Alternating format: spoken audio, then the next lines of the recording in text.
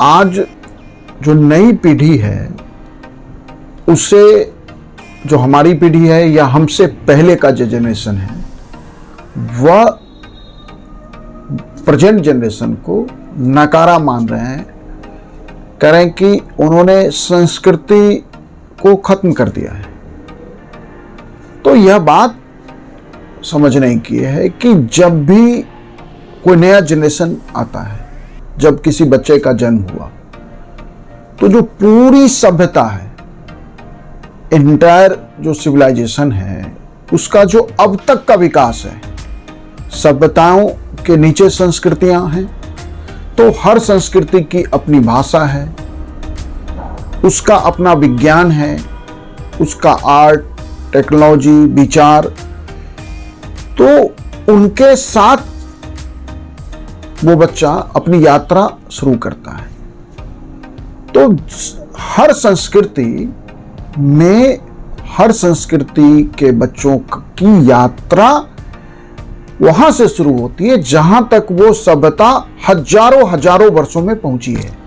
भाषा के स्तर पे, विज्ञान के स्तर पे, आर्ट, म्यूजिक, डांस, ड्रामा के स्तर पे, टेक्नोलॉजी के स्तर पे, आइडियोलॉजी, विचार के स्तर पे, कोई भी समाज जहां है, उस समाज में जब किसी बच्चे का जन्म होता है तो वह अपनी यात्रा वहां से शुरू करता है जहां संस्कृति को पिछले जनरेशन ने पहुंचाया है। हजारों वर्षों में हजारों जनरेशंस ने जिस यात्रा को जहां पहुंचा है, वहां से कोई भी बच्चा अपनी यात्रा शुरू कर दिया। इसलिए नई पीढ़ी की यात्रा तो शुरू ही वहां से होगी ना जहां तक संस्कृति को आप लेके आए। इसलिए जो नेक्स्ट जनरेशन होगा, जो नया जनरेशन होगा, उसकी प्राथमिकताएं और चुनौतियां भी पिछले जनरेशन से अलग होगा। आज का जो बच्चा है उसकी प्राथमिकताएं हमारे जनरेशन की जैसे नहीं हो सकती और हमसे पहले वाले जनरेशन की जैसे नहीं हो सकती है। इसलिए नहीं हो सकती है क्योंकि हमारी जनरेशन और हमसे पहले वाले जनरेशन ने जो यात्रा की, जहां संस्कृति के प्रत्येक आयाम जिस जगह पहुंचे, वह बच्चा तो वहां से अपनी यात्रा शुरू कर रहा है। अब जब वो यात्रा वहां से शुरू करे तो वो सारे डेवलपमेंट उसके सामने अवेलेबल है।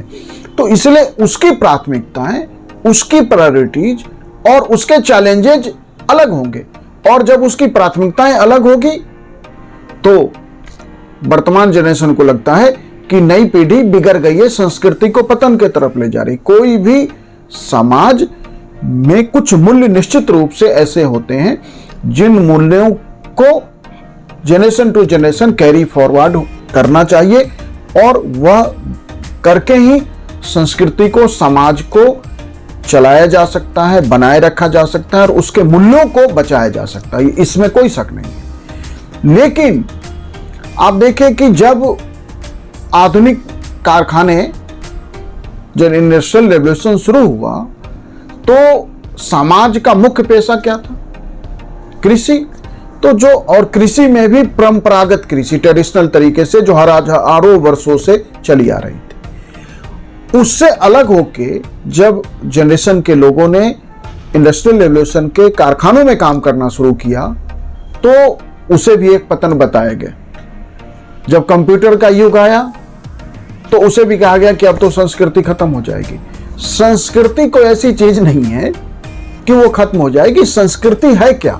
जो आप हैं वही संस्कृति है। तो इसका मतलब है कि और आपने ही नए जनरेशन को नर्चर करना है, आपने ही नए जनरेशन को टेम करना है, आपने ही नए जनरेशन को ग्रूम करना है। तो फिर डिक्लाइन कैसे हो जाएगा? इसलिए यदि आज की पीढ़ी को हम ये लग रहा है कि उनकी प्रगति पतन की तरफ जा रही है, डिजिटल दुनिया पतन की तरफ ले जा रही है, निश्चित रूप से डिजिटल दुनिया ने चुनौतियां समाज के आगे, संस्कृतियों के आगे बहुत महत्वपूर्ण चुनौती खड़ी कर दी है। ऐसी चुनौती खड़ी कर दी है डिजिटल दुनिया ने कि आज जहां चीजों को कंट्रोल करना या टेमिंग ग्रूमिंग समाज के लिए, पेरेंट्स के लिए, फैमिली के लिए, रिश्ते नातों के लिए बहुत मुश्किल हो रहा है, स्कूल के लिए। लेकिन आज के जो चैलेंजेज हैं, उन चैलेंजेज के अकॉर्डिंग हमें बदलना पड़ेगा। उन्हें एक तो उन चैलेंजेस को पहले तो हमें एक्सेप्ट करें कि डिजिटल दुनिया ने एक नए तरह के चैलेंज खड़े किए।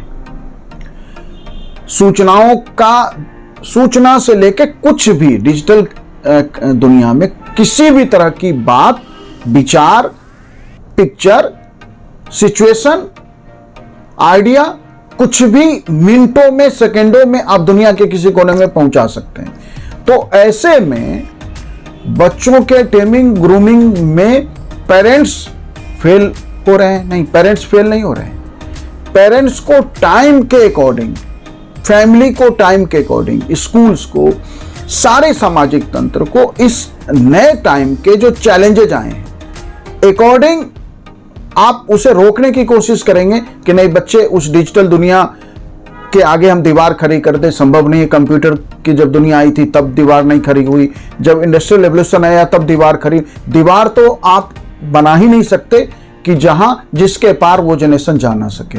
इसलिए दीवार कोई सॉल्यूशन नहीं है। सॉल्यूशन ये है कि उसे रेगुलेट करना है। इसलिए आप देखिए कि लगातार दुनिया के देशों में डिजिटल एसेट्स को लेके डिजिटल लॉ बनाए जा रहे हैं। डिजिटल दुनिया को कंट्रोल करने की कोशिश की जाए। ये कंट्रोल करने की कोशिश नहीं है, रेगुलेट करने की कोशिश है, ताकि समाज के इस प्रगति को आगे चलाया जा सके और उससे जो चैलेंजेज हैं संस्कृति को, परिवार को, उसको कम किया जा सके, रोका जा सके। लेकिन परिवर्तन, हर पीढ़ी एक नई पीढ़ी होती है, वह कुछ परिवर्तन लेके आता है। उसी परिवर्तन के कारण ही हम ये कहते हैं कि संस्कृति डायनामिक है। जब आप ये कह रहे हैं कि कल्चर डायनामिक है तो इसका अर्थ क्या है? इसका अर्थ है कि हर नई पीढ़ी के प्राथमिकताएं अलग होगी, उसकी चुनौतियां जैसे अलग होती हैं तो प्राथमिकताएं भी अलग होगी। अब हमारी प्राथमिकता और नए जनरेशन की प्राथमिकता एक नहीं है तो हमें वो डिक्लाइन लगता है। वो डिक्लाइन नहीं है, वो चेंज है। उस चेंज में संस्कृति के मूल्य भी आगे चलते रहें, यह देखना निश्चित रूप से पेरेंट्स की, संस्थानों की, स्कूल्स की, सामाजिक तंत्र की यह ड्यूटी है कि उस चेंज को एक्सेप्ट करें और नए जनरेशन को यदि हम करें कि नकारा जनरेशन है तो इसका मतलब है कि हम पूरी मानवता की जो प्रगति है उसे नकार रहे हैं। मानवता की प्रगति जहां तक पहुंची है वहां तक हजारों जनरेशन ने उस प्रगति के लिए अपनी भूमिका निभाई है, अपना जीवन लगाया है, तभी जाके ये संस्कृति और सभ्यता यहां तक पहुंची है। इसलिए नई पीढ़ी को नकारा मत कहिए, वह पूरी मानवता की प्रगति के कारण वह नई पीढ़ी आई है जिसके आगे वो सारे मूल्य संस्कृति के मानक हमने उनके सामने रखे हैं या वह उन संस्कृति के उन मूल्यों के बीच जन्म लिया है। अब हमें उसे कैसे रेगुलेट करना है, हम उसे कैसे समाज के, परिवार के साथ जोड़ते हुए डिजिटल दुनिया में हम ऊंची उड़ान उन्हें लेने दें, इसके लिए एक अलग वीडियो में हम बात करेंगे। Thank you.